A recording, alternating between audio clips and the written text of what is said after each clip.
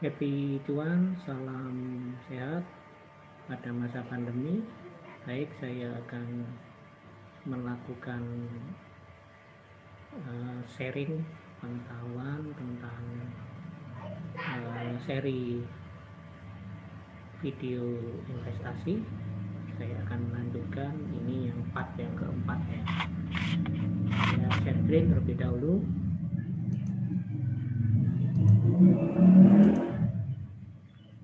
Baik, sudah lihat ya kemarin yang seri sebelumnya saya membahas tentang investasi jangka pendek. Nah, sekarang investasi jangka menengah. Apa itu? Ya, coba saya ya.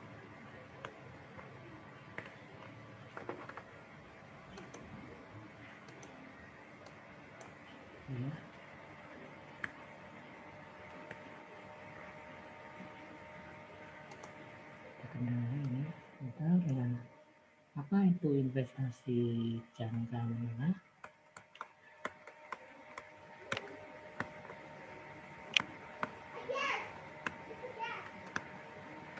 Jangka menengah ini yaitu untuk keperluan kita persiapkan ya untuk keperluan 5 sampai dengan 10 tahun mendatang.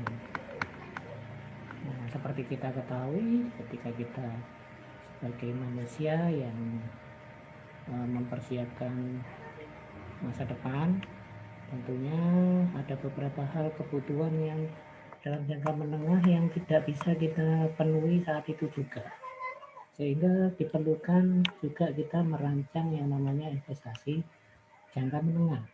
Keperluan jangka menengah ini apa saja? Sekarang ini saya bisa mencontohkan adalah biaya kuliah. Ya, seperti kita ketahui, biaya kuliah dari tahun ke tahun itu meningkat dengan pesat. Ketika saya masih kuliah dulu, saya cukup membayar SPP sebesar 180.000 per 6 bulan sekali.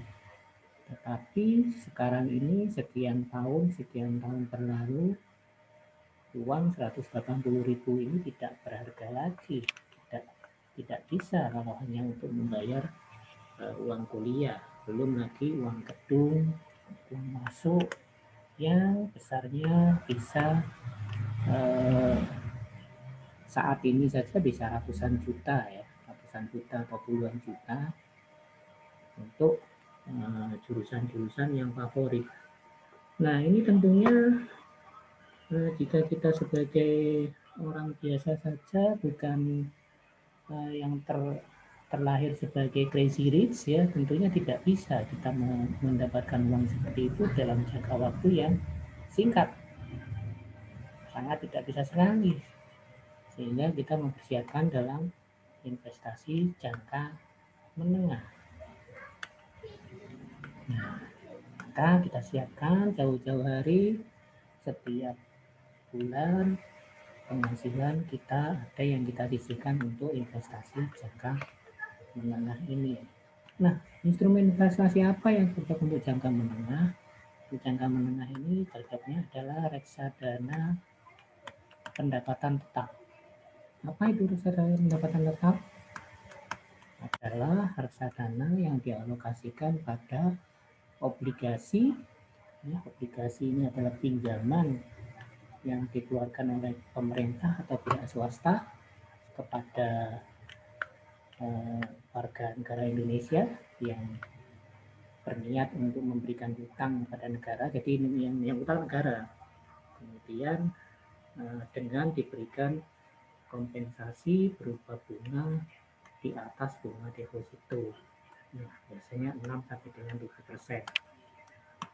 Ada juga selain obligasi pemerintah juga ada obligasi swasta. Jadi ada juga perusahaan-perusahaan swasta yang mengeluarkan surat hutang.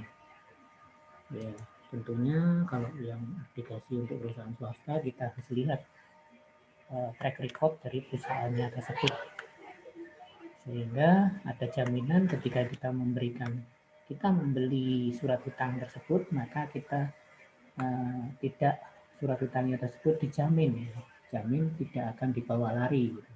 Dan kemudian juga persentase bunganya juga pasti diberikan. Tuh, jadi reksadana pendapatan tetap. Ada juga sekarang itu modelnya yang selain surat utang itu juga berupa ori, kemudian juga sukuk. Nah, ini sekarang ini pemerintah Indonesia dengan adanya pandemi ini lagi gencar-gencarnya membuat surat utang, ori dan suku. Itu banyak yang keluar sekarang ya. Sehingga kalau kita berniat untuk melakukan investasi, maka taruhlah untuk investasi jangka menengah ya, taruhlah di komponen tersebut, RTPT tersebut. Nah, RTPT ini nanti akan dalam waktunya selama kurang lebih 5 sampai dengan 10 tahun mendatang, ketika anak-anak kita kuliah, maka ini bisa kita ambil sebagai uang masuk kuliah dan tetek bengeknya yang tentunya pada saat ini saja sudah sekian besarannya ya. Pada 10 tahun mendatang dengan adanya inflasi tentunya akan lebih besar lagi. Itu yang bisa mengantisipasi adalah RTPT. Ya, RTPT ini bagaimana caranya kita melakukan RTPT? Nah, ini juga ada banyak sekuritas yang sudah menyediakan ini ya, sudah menyediakan komponen RTPT ini, seperti Indoprimer itu juga menyediakan, kemudian juga ada Mirai, kemudian ada juga Poem ya, Philip Sekuritas, kemudian ada Mandiri Sekuritas, BNI Sekuritas, itu juga menyediakan dalam komponen RTPT, dan sekarang juga ada Bibit. Bibit itu juga bisa ya, ini tidak perlu datang kita membayar tapi cukup dengan online verifikasinya. Jadi ada banyak alternatif yang bisa kita ambil.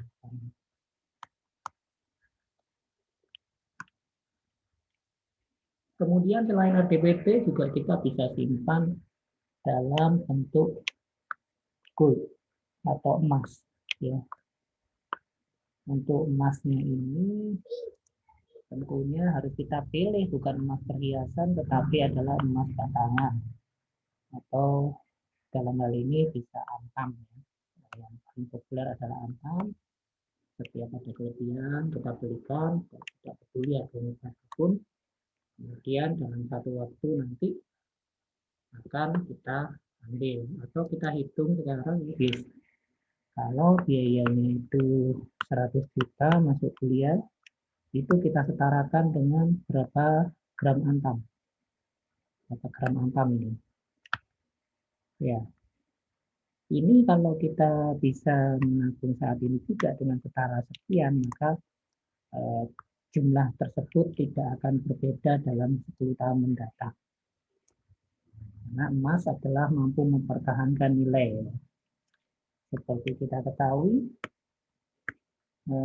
emas dinar itu ya, yang setara, kalau 1 dinar itu setara dengan kurban pada zaman Nabi Muhammad, itu sama dengan, ternyata kalau dihitung 1 dinarnya juga sama dengan, setara dengan dinar, satu dinar kalau dihitung setara dengan harga kambing zaman sekarang. Tuh, jadi itu keistimewaan dari emas.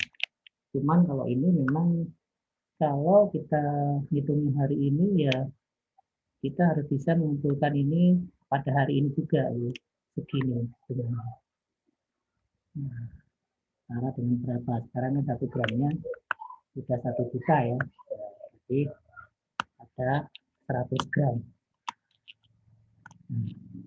Tuh, nanti ketika 10 tahun mendatang ya setara dengan 100 gram. Seperti itu. Emas ini bisa emas digital ataupun beli dalam emas fisik. Seperti itu. Sekali lagi, kalau yang untuk gold ini jangan yang perhiasan. Perhiasan pasti harganya akan turun. Oke, demikian untuk investasi jangka menengah. Semoga apa yang saya sampaikan bisa bermanfaat untuk Bapak Ibu sekalian, sobat investor. Saya juga tidak lupa mohon dukungan untuk channel ini supaya bisa berkembang, sehingga saya akan selalu mengupload video-video lain yang lebih berkualitas. Jangan lupa like dan subscribe. Klik tanda loncengnya. Terima kasih. Happy cuan. Salam sehat di masa pandemi.